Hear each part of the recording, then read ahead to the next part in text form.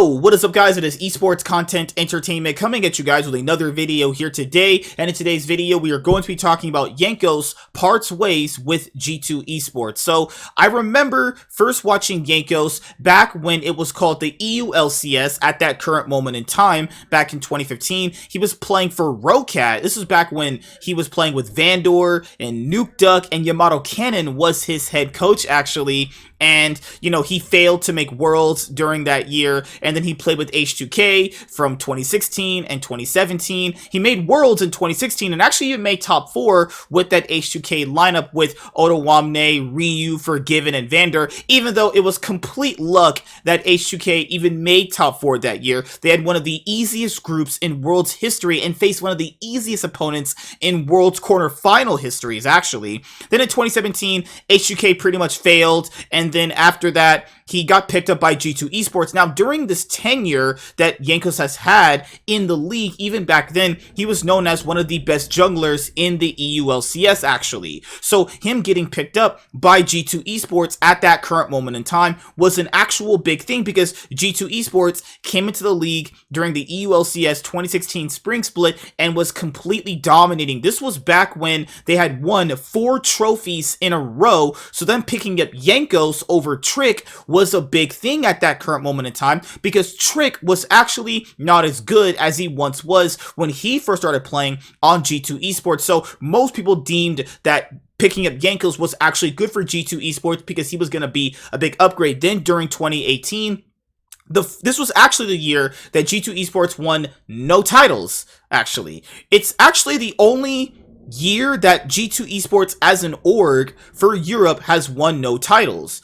But, you know, Jankos did end up making his very first final. You have to factor in, this guy's been playing since 2014, and then 4 years later made his first final, actually, because before that, he would, you know, make the third place matches with H2K, but he never actually made it to a finals, actually. So during the EULCS 2018 spring split, he made his first finals with G2 Esports. He gets knocked out by Fnatic 3-0, and then G2 Esports, you know, lose to Misfits Gaming during the EULCS 2018 summer split, and then they have to go through the gauntlet. They beat, you know, I think, who did they beat? They beat Schalke, I know that, and they beat, I think Splice, actually, to make it to the 2018, you know, League of Legends World Championship. And then, what's super crazy is that he made his first finals in 2018, but he also got G2 Esports to their highest placing at Worlds ever. Remember, this was back when, you know, G2 Esports got second in their group, and they had to face RNG, and a lot of people thought that RNG were going to beat them,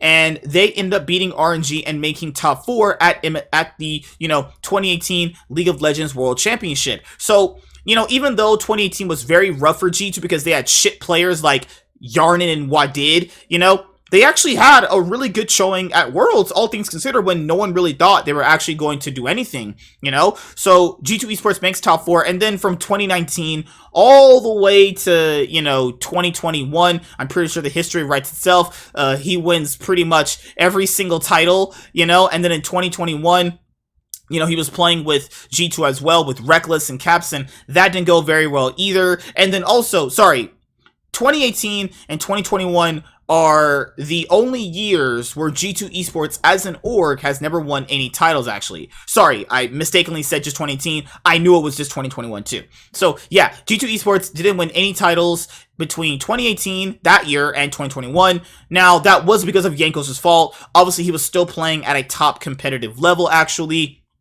And it's one of the things here where, you know, in 2022, they bring in players like Flackid and Targamas, and they bring in Broken Blade, who was on Schalke, who was a 10th place team at that current moment in time, and they actually win another title, actually. What's crazy is that, you know, people rag on Carlos for all this shit, but G2 wasn't really supposed to do anything without Perks, and they still made it to Worlds the following year, because the first year without Perks, they still performed pretty well, all things considered. They were literally one game away from making the 2021 League of Legends World Championship. Then the following year, they make Worlds again. You know, the whole meme of like, no Perks, no Worlds. They broke that. You know, they won a title actually in spring. They went to MSI. They had a really impressive win streak for a little bit there until they started kind of crumbling. Maybe it was because the pressure got to them or they couldn't really evolve their playstyle. But Jankos' influence on this org in general, it was just with G2 Esports, you know, he's grown to be their leader and their captain, actually. So I don't know what would be the real reason to get rid of him now, actually. I don't know that, because maybe it might be that Caps wants to play with a different jungler. Because remember, guys, Caps and Jankos have been playing, you know, mid-jungle since 2019, okay? So that's like literally, and all through this year too, so that's literally 4 years of the same mid-jungle duo, and I think they've reached the ceiling of how their synergy has actually been. Like, there's only so much you can reach in terms of a ceiling with when you play with someone, and I think that Jankos and Caps are a very, very good mid-jungle duo, probably one of the best in European history. But when we're looking at it right now, during the 2022 League of Legends World Championship, their synergy was not very good, and G2 Esports got completely destroyed. Now, people brought up the fact that, you know, Jankos has lost to players like Canyon, Tien, and, you know, what was the other player? Ning. But this is the thing, guys. Jankos would eventually lose to players that are just better than him. I think Jankos is a really good jungler, actually, but people always seem to have this, like, shocked face, right?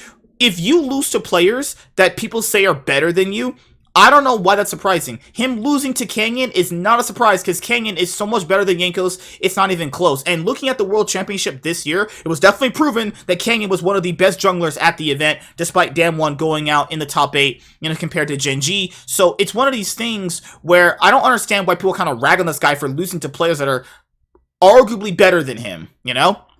So you could tell that G2 Esports were going to make some changes. G2 always makes changes. G2 wants to compete at the highest level, and they want to do well at Worlds. You know, like, they've had Worlds Finals appearances with Jankos, actually. They've won many titles with Jankos, MSI events. You know, it's one of these things where replacing him, if you don't get someone better than him, at worst, it's a side grade, and it's like, well, why do a side grade? You know, or if you just want to just change something up because you feel like you really can't evolve the roster, then that's fine too. But it's like, if Jankos goes to another team and he pops off on another team, actually, and you threw away that guy, I mean, like, was it Jankos that was a problem, or was the org itself? Now, one of these things here is there's going to be so many discussions in the offseason compared with where Jankos could possibly go.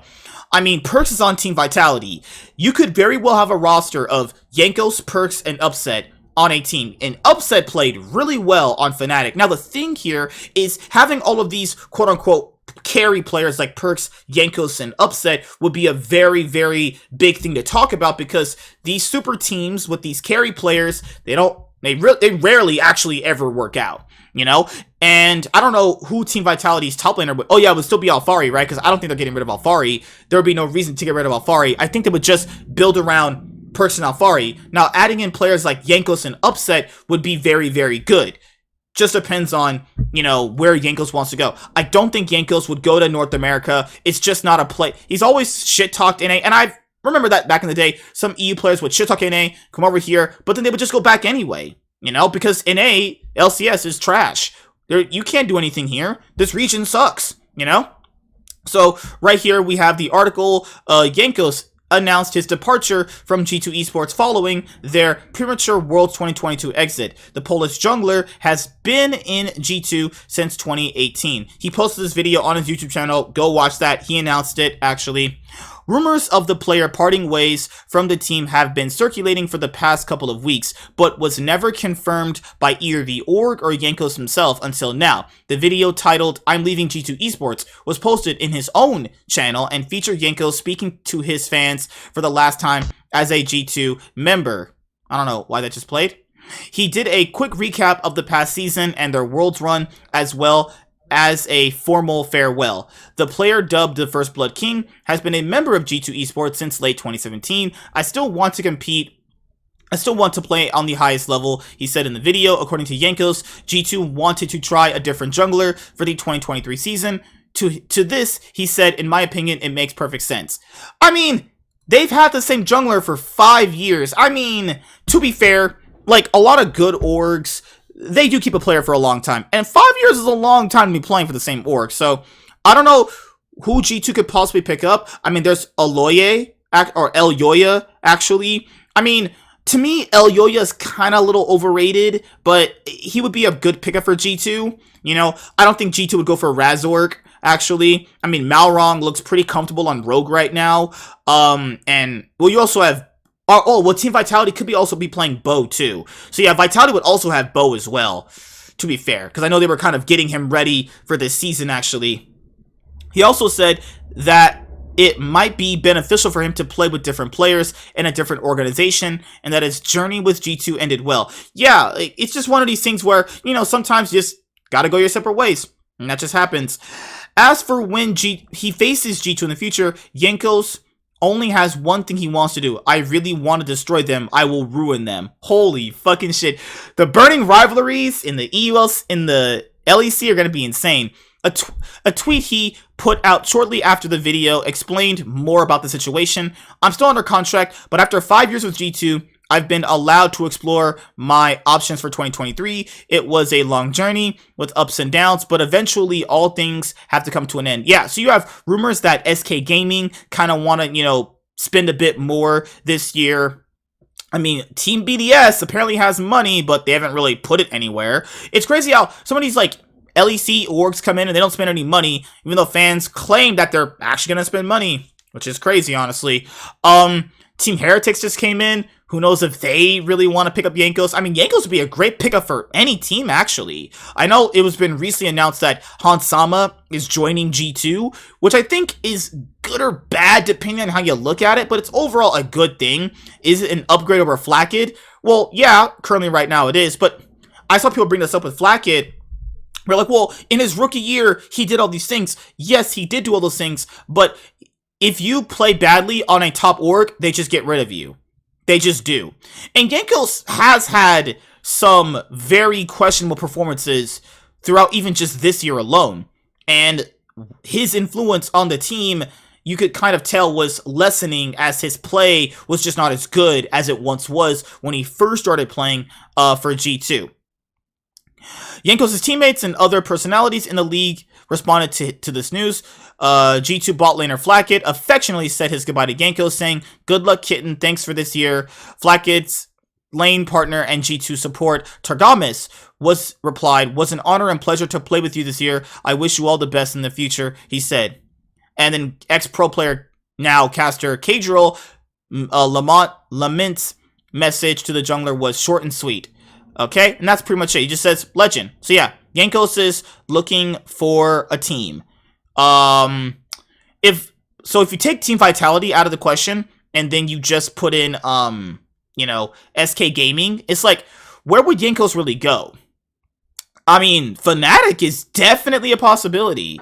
I mean, could you see a Fnatic roster with Wonder and Jankos back together again with Humanoid? I mean, Humanoid didn't look that good, all things considered, this year. And to keep Hylissang, you know, Jankos would pair up I think Hylissang and Jankos would pair up very well together, actually.